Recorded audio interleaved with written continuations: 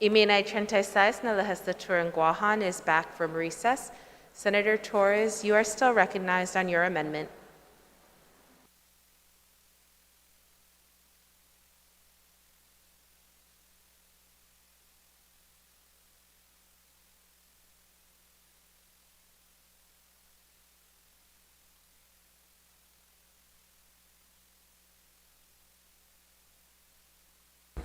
Thank you, Madam Speaker. I just want to draw everyone's attention, for clarity's sake, to the floor amendment. It is amendment number, it's listed as MCT L8 P2. And again, Madam Speaker, in closing, I think what I want to emphasize is that on line 11 of page 1 of the bill, it uses the word shall. And shall on an annual basis allocate the general fund balances in each fiscal year to categories 1 and 2 as follows. And so my amendment to line 8, page 2 is essentially to ensure that the allocation that is made is really at the discretion of the Visitors Bureau, and that they are not compulsed or by law mandated to fund each and every one of those nonprofits that are listed, because the way the language reads with the word shall, regardless of whether they fulfill their obligations, meet their targets, or even are in existence or desire to get funds, by law they will receive funds the way the language is stated. So this amendment that I'm making to line 8, page 2, basically gives the discretion to GVB to decide who they want to award based on application and how much. So it actually empowers them, which I think is what the author of this bill intended, was to give them the control to make those decisions that would best suit the Visitors Bureau's needs for any given fiscal year. And with that, I respectfully and sincerely ask for my colleagues' consideration of this amendment. Thank you, Senator Torres. There was an objection to the amendment. Please signify your support for the amendment by a raise of hand.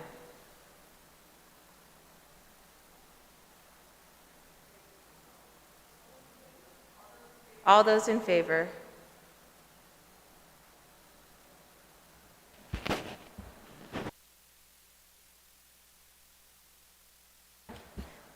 Motion fails. Senator Torres, you're done. Madam Speaker, with that then, I would like to proffer a second amendment, and I don't believe that it would require a written thing. I suggest then that on page 2, line going back to page 1, line 11, that the word shall be changed to may, so that line 11 reads, governmental and non-governmental organizations and may on an annual basis allocate the grant fund balances in each fiscal year to categories 1 and 2.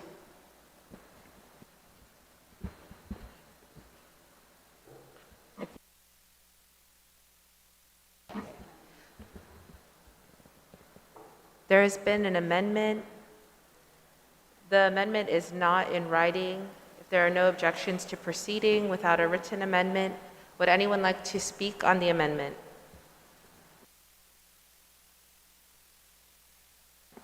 Senator Titlegy, you are recognized. Madam Speaker, for the opportunity to speak on this amendment. The whole purpose, I think, of this bill itself is to appropriate funding to nonprofit organizations and government entities. And I think by incorporating may instead of shall, it just gives them the option whether they want to do it or not. I mean, it's the intent of this legislature to appropriate funds to these nonprofit organizations that are doing excellent job in our community, as well as representing Guam off island as well. And it's important that we continue to move in that direction to provide the direction of GVB to ensure that this money is used for these nonprofit organizations.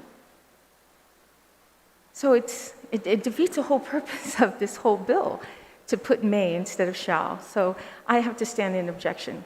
Thank you, Madam Chair, or Madam Speaker. Thank you, Senator Titlegy. Anyone else on the amendment? On the amendment, Senator Torres, would you like to close? On the amendment, there has been an objection. All those in favor, please signify by raising your hand.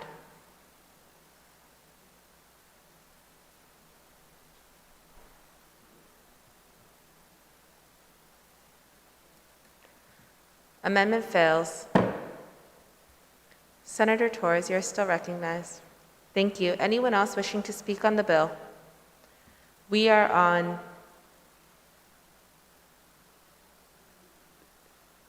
Bill number 47-36. Anyone wishing to speak on the bill? Speaker Trilahi, you are recognized.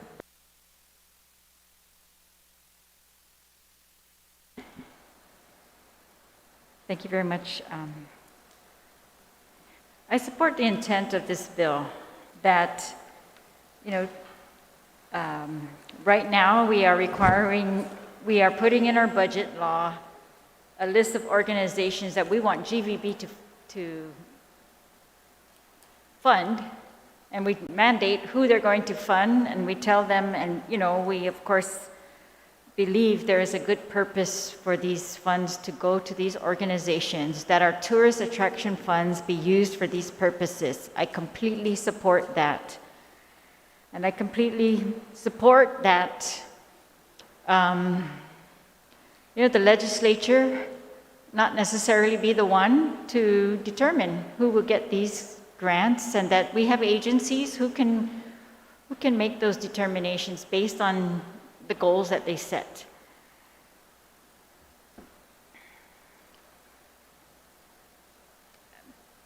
And that is the intended, the stated intent of the bill. It says to not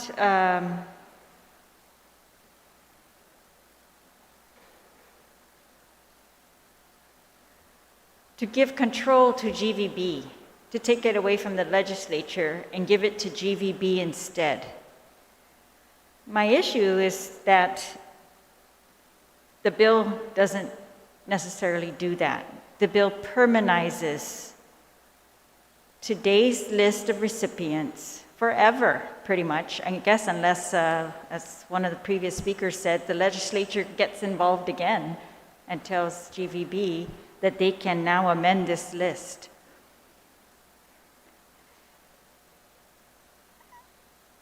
I prefer to see the goals laid out. I wish that the rules were in place now, or draft rules that we could say, yes, we agree with that, or that the community could say, yes, that's where we want our TAF funds to go, to those purposes. I don't want these funds to be diverted to other types of grants. I mean, we see this right now with the, I think with the CARES Act money, some of that was done. They gave a big chunk to GITA and said, you decide where this money will go. You set up a grant program and you determine the goals of the grant program. And so we saw this, the money go all kinds of different places. A lot of the nonprofits listed here received that grant money as well. So, which is good.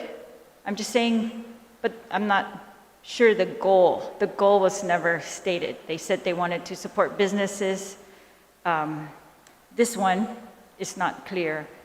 But regardless, I mean, I support that these organizations are going to get this money. I just I just want it to be a fair process, because I don't necessarily believe that it's going to look fair after a while when these ones are mandated by law and all others have to go through some other process to get approved for a grant. And I don't think it's true when we say we're giving control to GVB if you're not really giving control to GVB. If we're pretending to give control to GVB, we're giving them, they've always had the money to pass it out. We've told them who to pass it out, and we're doing that again. We're saying, continue to pass out that money, and here's your list. And so, like I said before, I like the list, but I just don't think that that's the fairest process. The other part of the bill that just concerns me a little bit, and I heard, from the appropriations chair, it's part 1, subcategory 1.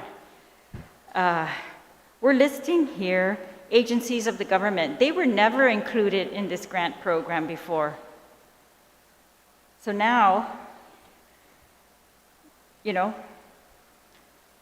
they give the Department of, GVB might give the Department of Parks and Rec money, the Mayor's Council of Guam money, or individual mayor's offices money, but they do that as part of their other programs, not as part of this grant program. I thought they did it as part of their destination management. They wanted to highlight certain events in the community, and they made a list, their own list, of where to pass money out, which mayor's festivals they would fund through GVB. And they do that with their destination funds. And as the appropriations chair pointed out earlier, it's the legislature that is funding, with the Tourist Attraction Fund, the different agencies. If GVB did not see fit to contract for maintenance for the parks, it's the legislature that needs to appropriate the Tourist Attraction Funds to the Department of Parks and Rec for maintenance of those parks. And if GVB, in their discretion, did not decide to fund the race, I can't remember what they call it, the marathon, those types of events, they call them their signature events. If they decided not to fund it, it would be on the legislature to fund it, which is, in part what we do. We take care of the police department side of it and some of the other things. But I'm just saying, putting these agencies in with these nonprofits, they're completely different purposes, I think. And I don't know, I just think that if we're talking about, there's not even an amount here that we're putting that's going to be set aside for these grant programs. We're just saying they're going to run a grant program. Ultimately, it says based on appropriations from the legislature. Ultimately, the legislature is going to appropriate that money. Well, if we're going to appropriate to Department of Parks and Rec and the Mayor's Council and the individual mayors, then I think we need to be the ones responsible for that, to lay out exactly why we are giving that money and to be the ones to account for whether those purposes were actually achieved, giving them tourist attraction money. That's all. And they will continue, GVB will continue to have discretion over its destination funds and make its best choices as to how they're going to manage destination, and then continue to have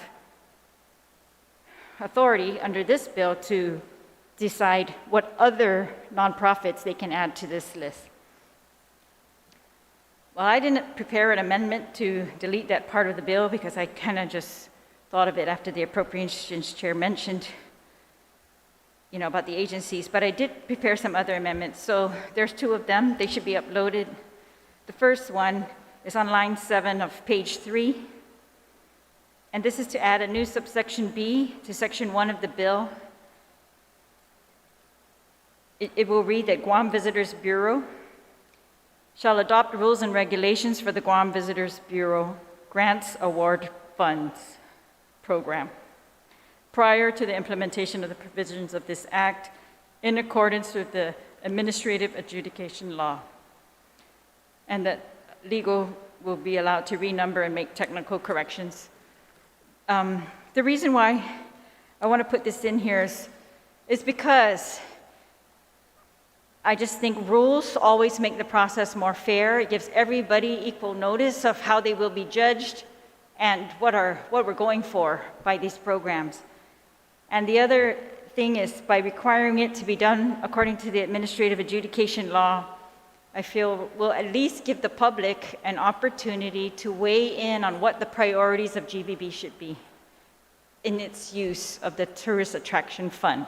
Because I totally agree, this is the money of the people of Guam, and that, they should have an opportunity to weigh in on that.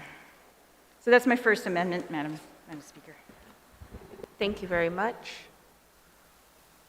On the Trilahi Amendment, is there anyone wishing to speak? Senator Titlewy, you are recognized. Sijus Masa, Madam Speaker, and I stand in full support of this amendment. I too believe that this process of the AAA will allow all those other nonprofit entities who were not able to attend the public hearing on this bill to be able to come and voice their concerns or their wishes and wants as well. I think it's very important that we allow that process to take place and these rules and regulations become a fair playing ground. It was stated again that my colleague, the author of the bill, mentioned about Dr. Paris, who said that's exactly the procedure that they want to go down in order to issue out this funding. So I stand in full support. I believe that it's important that we take that responsibility away from this body, Madam Speaker, because it has been perceived in the past that these funds that we issue out to the nonprofits becomes kind of a voting tool for the individual who's making this proposal. So I think it should stay away from this body and allow the Guam Visitors Bureau to take over on deciding who receives these funds and be able to hear the voice of these nonprofit organizations in requesting for funding, as well as providing information like good standing is very important. Thank you. Thank you, Senator Titlewy. Anyone else wishing to speak on the amendment? Senator San Augustine, you are recognized. Thank you, Madam Speaker. I rise in support of the amendment. Yes, let's get the rules and regulation and let's make sure it's fair.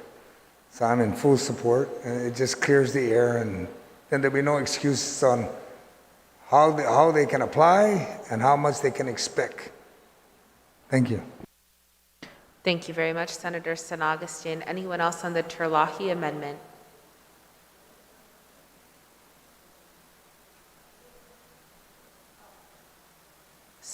Majority Leader Nelson, you are recognized. Thank you, Madam Speaker. I also rise in support of this amendment. This is exactly where my questions earlier to the primary sponsor of the bill was leading to. Thank you very much, Majority Leader. Speaker, yes, Senator Duenas, you are recognized.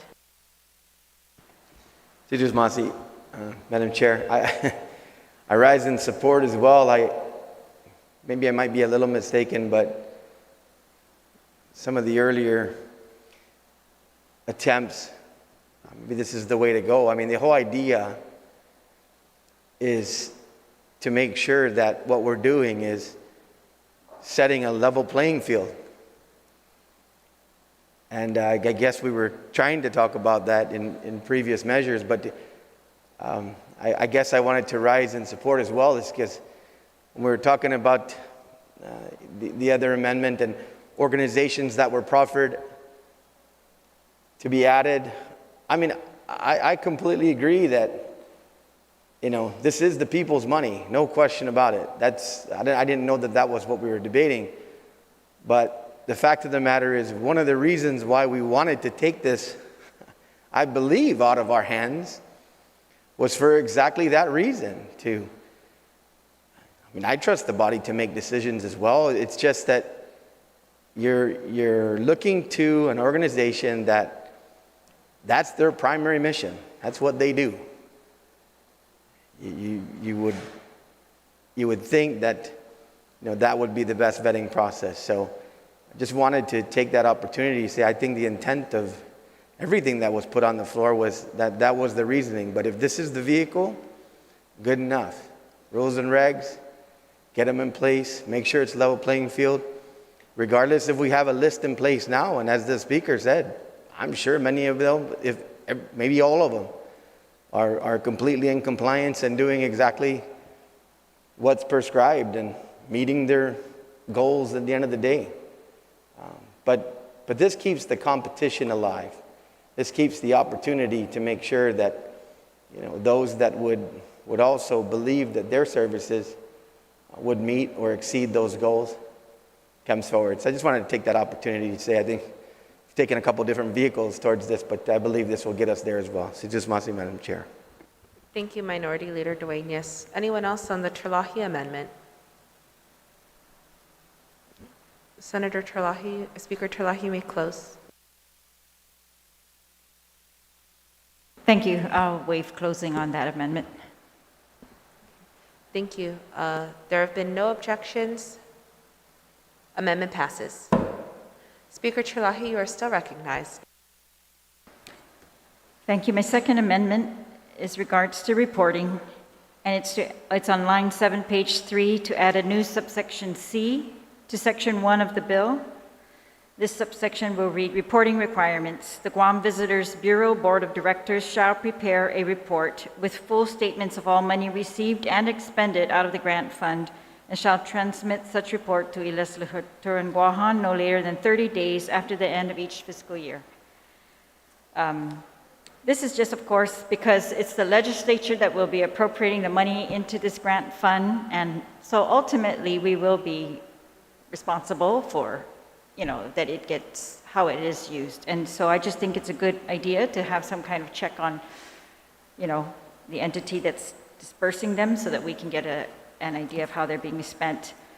There were earlier requirements, and I don't see them in this bill, but that these nonprofits who received the money would also have reporting requirements, not just GVB, but each nonprofit would have to report to GVB how it spent the money versus how they had, planned or applied for the money, and whether they had product to show for it at the end. And I didn't put that in here, but I'm just hoping in GVB's wisdom when they create their rules that they will do that type of thing. But anyway, so this amendment is just to require that GVB reports to the legislature how they disperse these funds. Thank you. Thank you very much, Speaker Trilahi. Anyone on the Trilahi Amendment?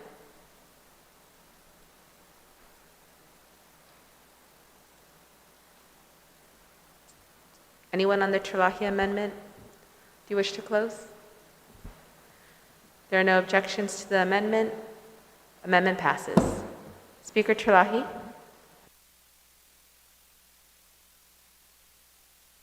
Again, on the bill, I just want to say, I commend the author for trying to find a way to ensure that these cultural organizations especially are going to receive funds. I think that's necessary. I don't think we are at the place where they are self-sustaining, many of them. However, I want them to be that, and I want them to know that is the goal. I don't, I think we have many uses for the Tourist Attraction Fund, and we can continue to use them for these organizations in perpetuity as the bill calls for, but we can also use them to continue to expand to different things that we want to do here on Guam. For example, taking care of industries in the South, parks in the South, historic properties, I think, are very critical and crucial to how we're going to attract tourists. I traveled all the way to Machu Picchu to see, Aztec civilization, right? The remnants, the artifacts, everything. And I was so intrigued by it. And then I thought, we have this. We have this if we can just take care of it and promote it. And so I really do hope that will be part of the vision in these funds. So thank you, Madam Speaker. Thank you very much, Speaker Trilahi. Anyone else wishing to speak on the bill? Bill number 47-36.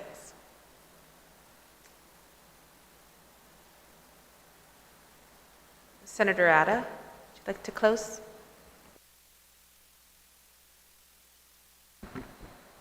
Thank you, Madam Speaker. Thank you to all my colleagues who gave their input, being there at the public hearing, but most especially here at in our session hall for the debate back and forth. Many amendments were offered. Some amendments passed, some amendments fell. But I think that's the goal of this body, is to look at how we can strengthen legislations that are put before us. We may not all attend to agree, but at least when we disagree respectfully. And I think that's what's important.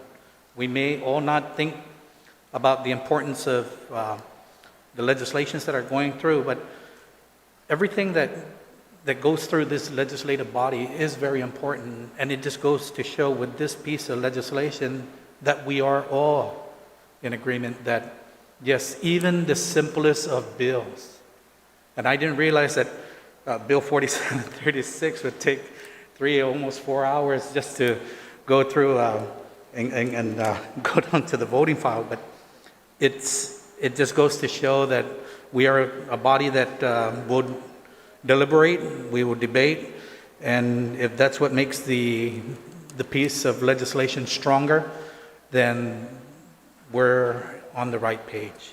Madam Speaker, with that, I just have one final amendment to add before sending it down, and that's to add co-sponsors.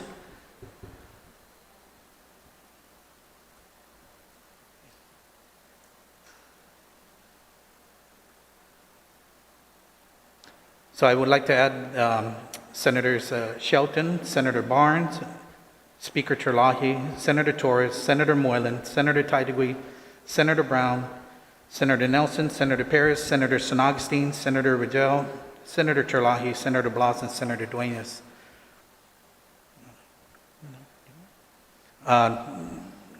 We can just Senator to not include Senator Torres.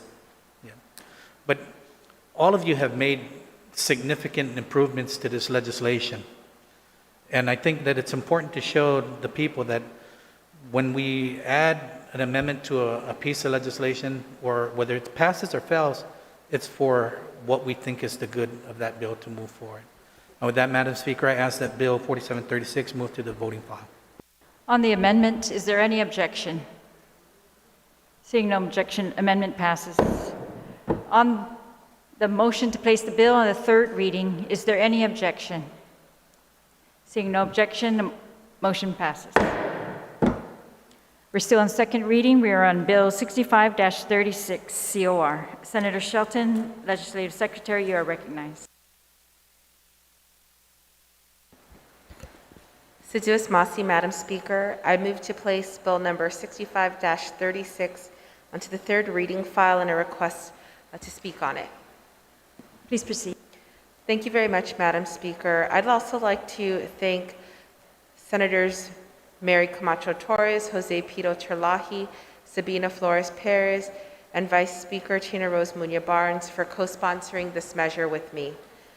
Our residents with permanent disabilities should not have to trek to the Department of Revenue and Taxation and wait in line to renew their accessibility placards. Bill number 65-36 seeks to remove the expiration date entirely on placards for those with permanent disabilities. The bill also extends the upper limit of the placard's validity for temporary placards from 6 months to 12 months. The bill retains that disability of any kind must be certified by a physician. Individuals with disabilities may have a physical or mental impairment that restricts their activities of daily living. Requiring biannual doctor's visits and subjecting these individuals to long lines and copious amounts of paperwork is unnecessary. Because of the pandemic, government agencies must abide by limited capacity and occupancy rules created to keep our community safe. The bill seeks not only to support a vulnerable population, but to ease the Department in Revenue Taxation's increasing workload and alleviate staff that are spread thin. I want to thank our partners at the Department of Integrated Services for Individuals with Disabilities for their support, and the Department of Revenue and Taxation for their collaboration, and for informing us that they are already preparing to make adjustments to their operations in anticipation of the passage of this bill. Providing physical accommodations for those with limitations is insufficient if we do not advocate for an accessible and reasonable application process from start to finish. This bill breaks down barriers for individuals with disabilities in our community and brings relief to this stressful process. Siduos Masi, Madam Speaker, for the opportunity, and I look forward to the discussion from our colleagues on this measure. Thank you. Thank you, Senator. On the bill number 65-36 COR, is there anyone who would like to be recognized? Senator San Agustin? Thank you, Madam Speaker. I rise in support of the bill, but I have a question of trying to make sense of section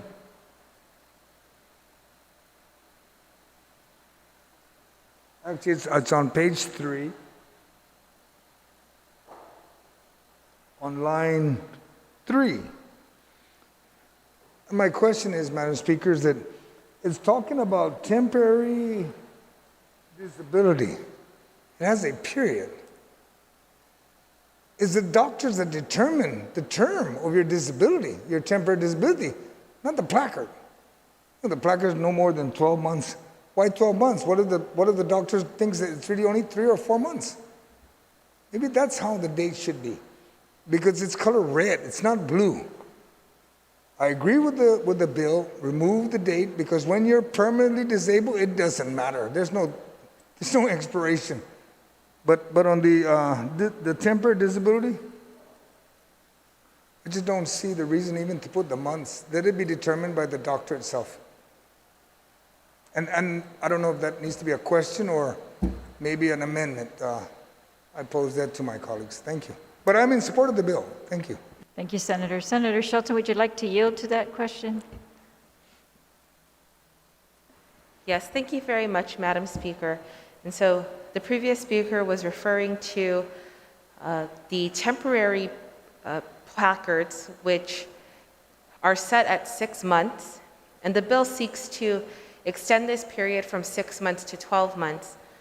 And I'm not opposed to having it set by a physician, but the way that this time period came about was from constituents who were not deemed permanently disabled and who they knew their disability would last more than 6 months, but not necessarily to be deemed for a lifetime.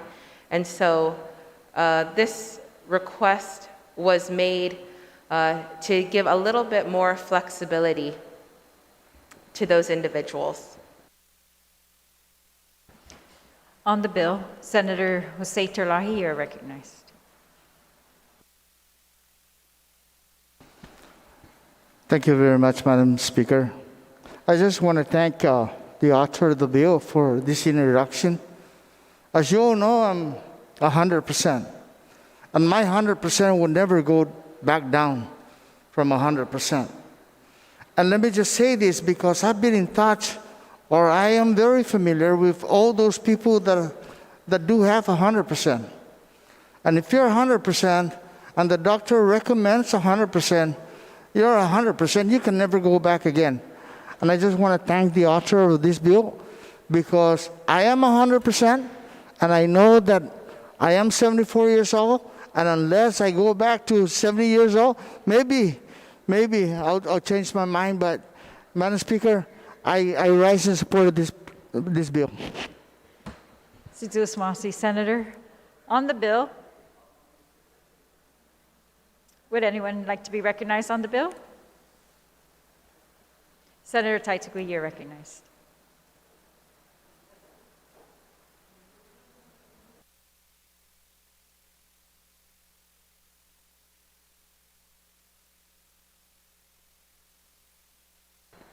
Situs Masi, Madam Speaker, for the opportunity to speak on Bill 65-36.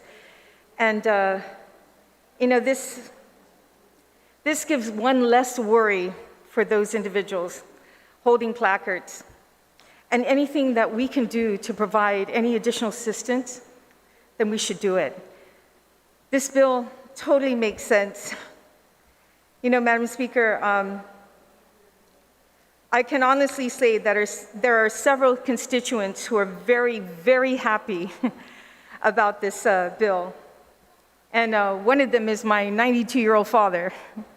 Now, not only for him, because standing in line, long lines, is very difficult for him to do. But I worry because Manamkus can be very stubborn. They get in their car, they go down to the revenue tax, or they go down to a government agency and stand in line and wait without even telling their family members.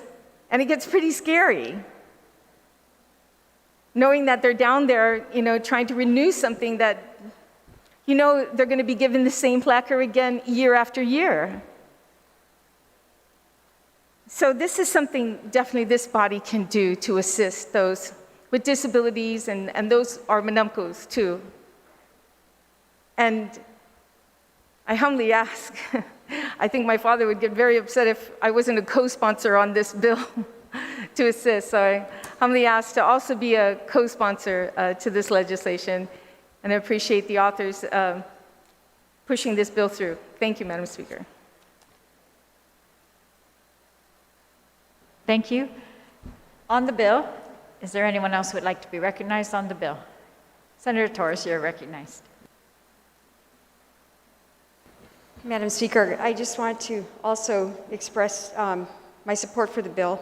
One of the reasons that I came on board as a co-sponsor is, while in one of the testimonies, the revenue tax mentioned that so far they've seen that this practice is unprecedented, but that it was very good reason, given that it would not only help their constituents who have a hard time right now with the backlog at revenue tax, but it also helped revenue tax.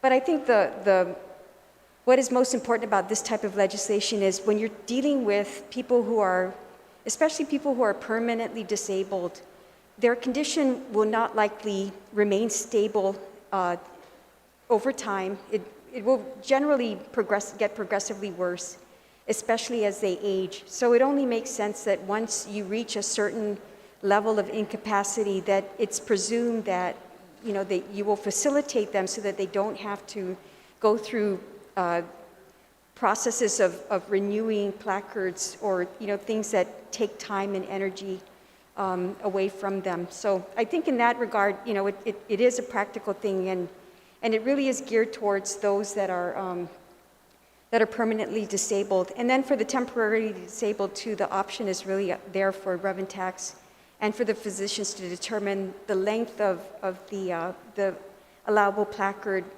whether it's 3 months, 4 months, but no more than 12 months. So it's all good. And then adding the other level of screening so that level of disability can be ascertained by a healthcare professional, I think was also a nice addition to to assist the disabled in our community. So I look forward to everyone's support on this. Thank you, Senator. On the bill, is there anyone else who would like to be recognized on the bill? If not, then the sponsor may close on the bill. Thank you very much, Madam Speaker. I'd like to thank my colleagues for their support, and one last amendment to add Senator Tello Taitagui and Senator Josan Agustin as co-sponsors to the measure. On the motion, is there any objection? Hearing no objection, motion passes. Thank you very much, Madam Speaker, and I move to place this bill into the voting file. On the motion to place in the third reading, is there any objection? Seeing no objection, motion carries.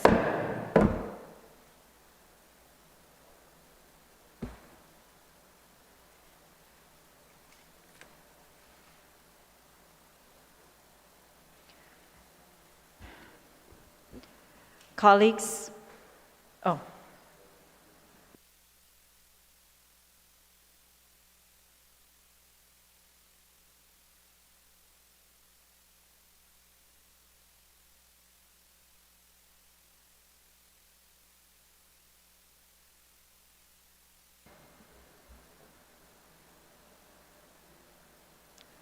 Senator Shelton, you are recognized.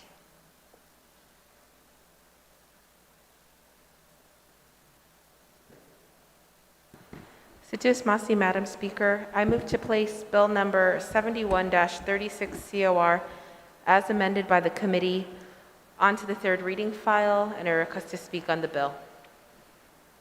Please proceed. Thank you very much, Madam Speaker.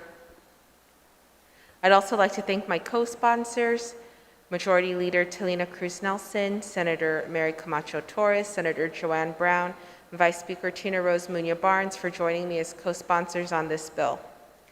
It's not a secret that women are underrepresented in many societal sectors, most notably in our island's economy.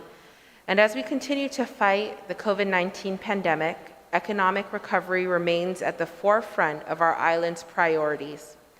Bill 71, or the Support for Women-Owned Businesses Act, seeks to address this gap by adopting a policy that prioritizes women-owned businesses under the Government of Guam procurement process.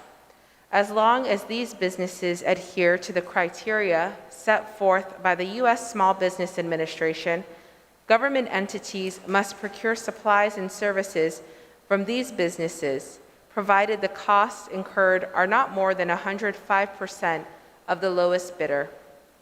Women-owned businesses have been at a distinct disadvantage in Guam's economy.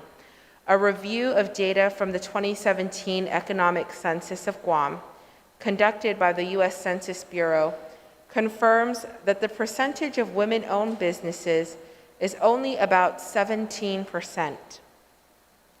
According to the U.S. Chamber of Commerce, the number of women-owned businesses who rank their business's health as somewhat or very good dropped 3 times more than male-owned companies during the pandemic.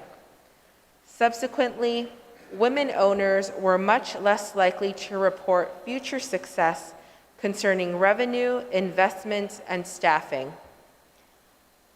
Under Bill 71, eligible businesses must meet the following criteria. The business must be located and licensed to do business on Guam. The business is at least 51% owned by women. The business is certified as a women-owned small business or an economically disadvantaged women-owned small business by the U.S. Small Business Administration. And the business is owned by individuals who have filed tax returns on Guam for at least 3 consecutive years. I want to thank all of our stakeholders who testified at the public hearing for this bill: the Bureau of Women's Affairs, the Guam Women's Chamber of Commerce, the General Services Agency, and Attorney John Thomas Brown. Sittis Masi for your testimony to help us strengthen this bill. I thank the Committee on Procurement for ensuring that necessary amendments were made to the bill.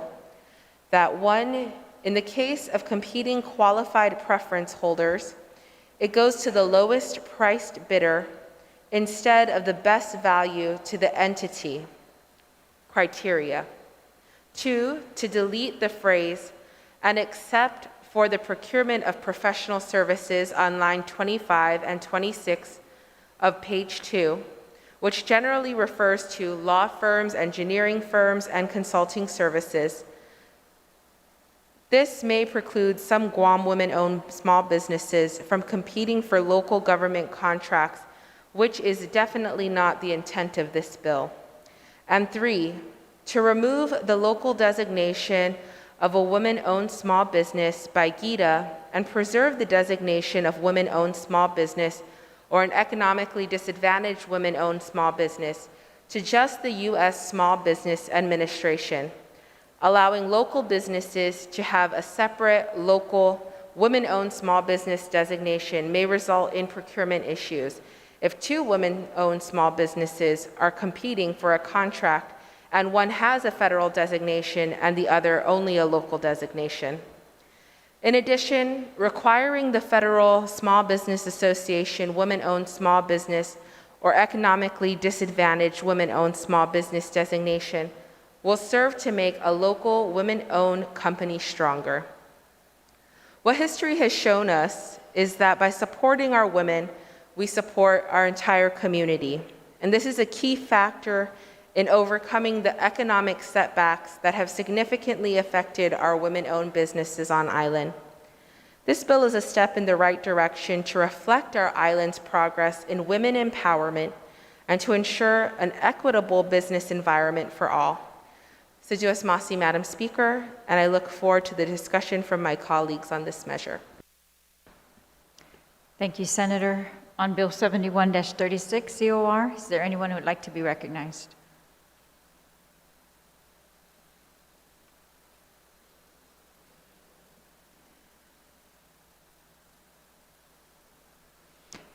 Senator Taitzkui, you're recognized.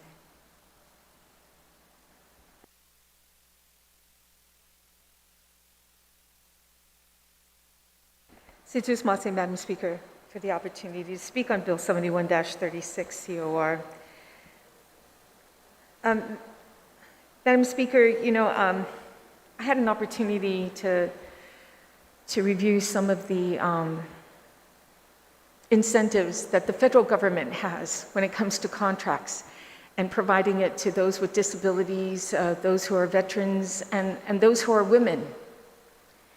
And I found out that through these federal guidelines, when it comes to adding incentives, it said that when issuing out federal contracts, at least 2% of the contracts that are issued out must be given to women-owned businesses. 2%. So I thought to myself, okay, that's a start, that's great, and can Guam adopt those same prerogatives in giving those incentives? But what the bill does here is it adds more funding it would basically provide for the government of Guam to pay for more when it comes to procurement or going after contracts or services. 105% more. And I did the math on this, and I do know that $25,000, anything above $25,000 has to go through procurement. That's for services.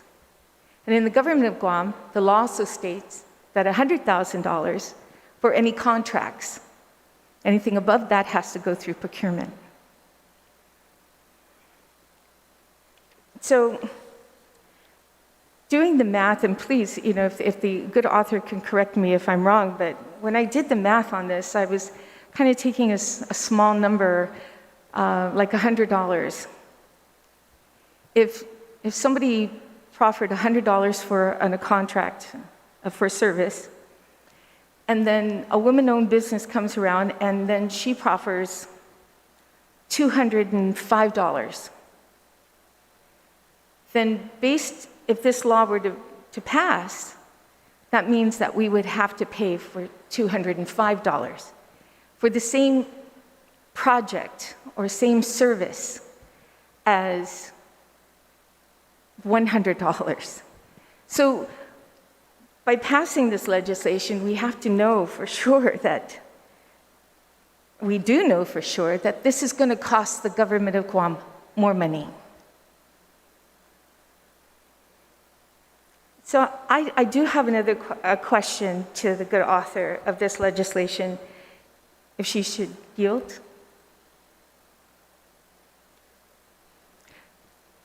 Please state your question. Thank you, Madam Speaker. It's on page 2, line 27. The area, it says, notwithstanding before that on 26, line 26, it starts off notwithstanding any provisions of law, if any entity of the government of Guam, or, and this is what I would like a definition on, or any entity expending government funds. So it says, entity of a government Guam, or any entity expending government funds. The explanation is there, but can you give me an example of what this section means?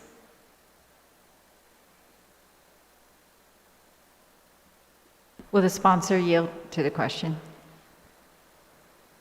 Thank you very much, Madam Speaker. I'll ask for a moment's recess so I can get a specific example to the All right, question. 1 minute's recess.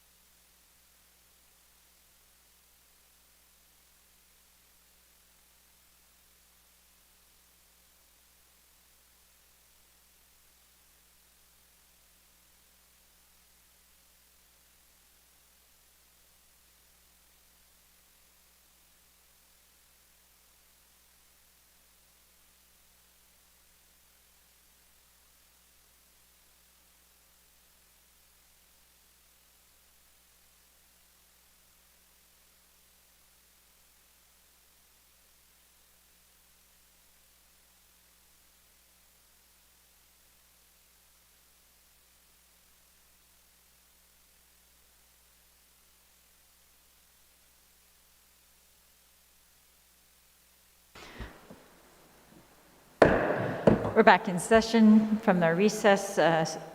Sponsor of the bill, Senator Shelton, you have the floor. Thank you very much, Madam Speaker. And so the question was on page 2, line 26 and 27. notwithstanding any provision of law, if any entity of the government of Guam or any entity expending governmental funds intends to procure any supply of service. So what does it mean by an entity expending governmental funds? So one example is if they are procuring through a sub-grant using government funds, or if a nonprofit has a grant from somewhere like GITA, that this would also apply to procuring services using any kind of government funds. And to answer the question, not necessarily a question, but a clarification on the 105%. So to be clear, the language of this legislation is modeled after the same federal program. And the 105% language provides that a GovGuam entity can procure for a women-owned business as long as the cost does not exceed 105% of the lowest price bidder, meaning the cost cannot exceed the lowest price plus 5%, not doubled plus 5%, but the lowest cost with an additional 5%. And I think that 5% is well worth the value to be able to help a women-owned business do business with the government of Guam. Senator Teichgui. Thank you, Madam Speaker, and thank you to the author of the legislation for the explanation. It's really good to know that it's not 105%. However, the way I was reading the legislation and spoke to some other, a couple of my colleagues, I mean, it's under our, premonition that this is 105, meaning it's going to be from $100 to $205. But if I can, Madam Speaker, I just want to clarify that. And with legal to determine if this is, the correct verbiage and not to, make sure that we're not looking at a 105% increase. With regards to the first question that I asked regarding the entity expending governmental, so it does mean for nonprofit organizations that receive funding. But I think to go a little bit further, then that would mean if a government entity receives federal funds and they submit it to nonprofit organizations that meet the same criteria, then whatever spending they do with that funding, so let's say VARO, for instance, which deals with the Guam Women's Bureau and receives federal funding from them. And it's a grant, a competitive grant that Guam Visitors Bureau puts out yearly. And different entities go after those grants and seek funding. So VARO, a nonprofit organization owned and operated by women, will receive this grant. And then when they go out to procure things like diapers or clothing or things like that for their constituents in need, then they would have to go to women-owned businesses in order to retrieve those products or those purchases. But Madam Speaker, if you can just allow me just a few minutes to talk with legal to ensure that the 105 is correct and true to form, I would feel a lot more comfortable about this legislation.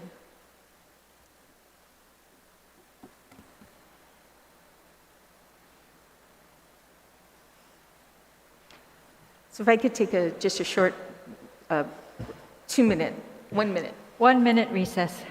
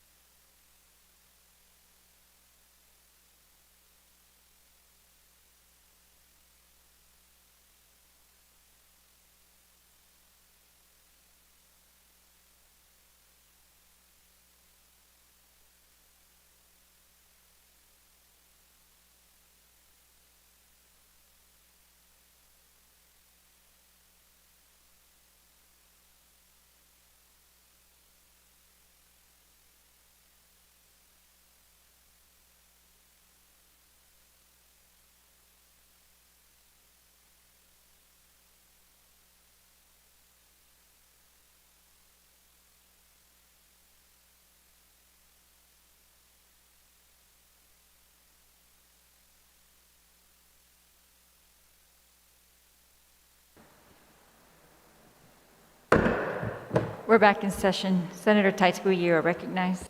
Sidus Masi, Madam Speaker, and for that opportunity to talk to legal. And based on our conversation and based on even in another attorney's interpretation and the ability to ensure that this bill follows the same type of mathematics as the federal government, it does concur that it is only 5%, even though it does say 105%, it is only 5%. And I thank you for the opportunity to speak on this measure. Thank you, Madam Speaker. Thank you, Senator. On the bill, on Bill 71-36, is there anyone else who would like to be recognized? If not, then the sponsor may close on the bill. Thank you very much, Madam Speaker. I'd like to thank our colleagues for their support of this measure, and again, the Guam Women's Chamber of Commerce and the Bureau of Women's Affairs for their collaboration to put this bill out and to get it to the floor today. And I'd like to ask my colleagues today for their support to help us lift up women in business on island and strengthen our community. And with that, Madam Speaker, I have one last amendment, and that is to add Senator Taitagui as a co-sponsor. On the motion, is there any objection? Seeing no objection, motion carries. Thank you, Madam Speaker, and I move to place Bill 71 to the third reading voting file. On the motion to place Bill 71-36 on the third reading, is there any objection? Seeing no objection, motion carries. Colleagues, we're now on Bill number 74-36 COR. I think this bill needs to go into Committee of the Whole, so we are going to recess until Monday at 2 p.m. We are hereby recessed.